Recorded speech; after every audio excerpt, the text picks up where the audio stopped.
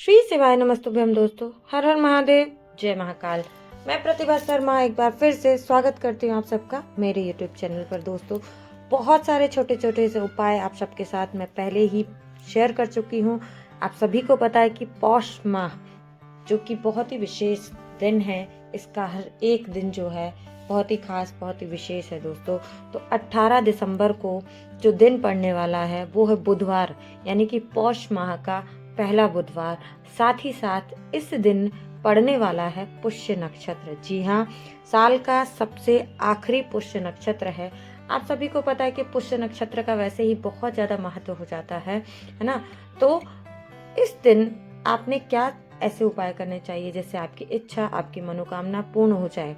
ठीक है, पुष्य नक्षत्र पर वैसे भी कहा जाता है कि इस शुभ मुहूर्त पर, शुभ नक्षत्र पर आप जो भी काम करते हैं, जो भी कार्य करते हैं, जो भी कुछ खरीदते हैं, वह क्या हो जाता है, अक्षय हो जाता है। यानी कि वह कभी भी उसका क्षय नहीं होता है, वह हमेशा बढ़ता ही जाता है और हमेशा के लिए वह चीज, वह स्थान या वो जो भी आप पुण्य कर्म करते हैं वह आपके जीवन में जुड़ जाता है, आपके जीवन का एक हिस्सा बन जाता है। तो दोस्तों, 18 दिसंबर को पुष्य नक्षत्र पर अगर आप भी चाहते हैं कि आपके घर की परेशानियां, जीवन के सारे कष्ट दूर हो जाएं, आपकी इच्छाएं, मनोकामनाएं पूर्ण हो जाएं, तो आपको ये उपाय जरूर करना चाहिए। ये वीडियो सिर्फ आपके लिए दोस्तों। चलिए स्टार्ट करते हैं वीडियो को।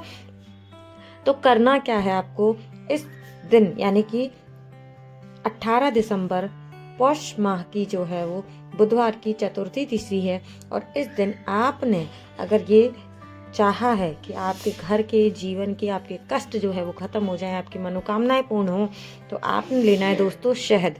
क्या करना है, शहद लेना है थोड़ी सी मात्रा में। और शहद के साथ ही साथ हमें लेनी है दूर्वा, हरी दूर्वा।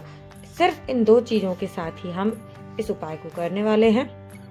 अब दूर्वा कितनी लेनी है आपने, देखिए दूर्वा जो है वो आपको 1, 3, 5, 7 इस जो है क्रम में लेनी है। आप इसको बढ़ा भी सकते हैं, आप इसको कम भी कर सकते हैं, 11, 21 के फॉर्म में भी ले सकते हैं। तो आपने जो दूर्वा इस तरीके से लेनी है, कम से कम एक दूर्वा आपको लेनी है। उसके बाद आप इसकी गिनती को, नंबर को बढ़ा सकते हैं, 1, 3, 5, 7 या इससे भी ज़्यादा दूर्वा का आप प्रयोग कर सकते हैं। तो आपने लेनी है शहद थोड़ी सी, यानी कि कम से कम 1 चम्मच के बराबर शहद, और साथ ही साथ लेनी है हरी दूर्वा, और लेकर के पहुंच जाना है महादेव के शिवलिंग के समक्ष।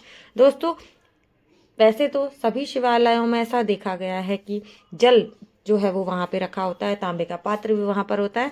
परंतु पूज्य गुरु जी ने हमेशा से बताया है कि अगर आप अपने ही घर से तांबे के पात्र में जल ले जाते हैं तो बहुत अच्छी बात होती है। तो शहद, साथ ही साथ दूर्वा और अपने घर का तांबे के पात्र में जल लेकर के आपको पहुँच जाना है महादेव के शिवलिंग के समक्ष शिवालय में। वहाँ पहुँच करके दोस्तों, आप सबको पता है कि महादेव की जो सबसे प्रिय पुत्री है ना, अशोक सुंदरी, उनका जो स्थान है, माता अशोक सुंदरी का स्थान, यानी कि जलाधारी के बीच में जो सर्प का स्थान होता है, सर्प बना होता है, वो माता अशोक सुंदरी कहलाती है।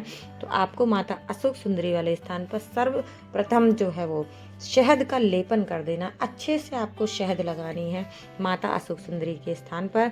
और उसके बाद जो आपके पास में हरी दूर्वा है, 1 है, 3 है, 5 है, 7 है या 11, 21, जितनी भी आपने दूर्वा ली है, वो आपको एक एक करके उसी शहद के ऊपर समर्पित कर देनी है। दोस्तों, आप क्या करना है, जो आपके पास तांबे के पात्र में जल है, उस जल को महादेव के ऊपर समर्पित कर दीजिएगा।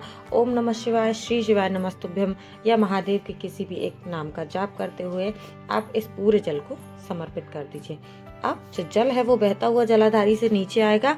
इसको किसी पात्र में आपने रोक लेना है और रोक करके लेकर के आना है अपने घर।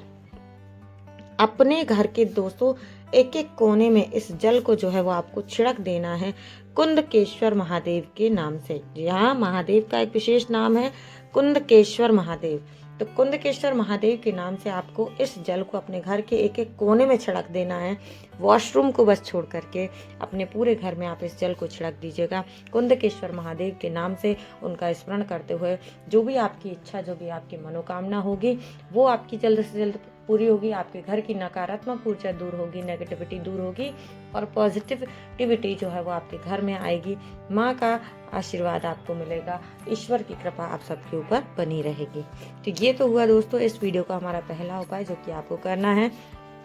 अब हम बात कर लेते हैं इस वीडियो के अपने दूसरे उपाय की, जो कि आपको शहद से ही करना है। जी हाँ, काला तिल और शहद का उपयोग करते हुए हम इस उपाय को करने वाले हैं।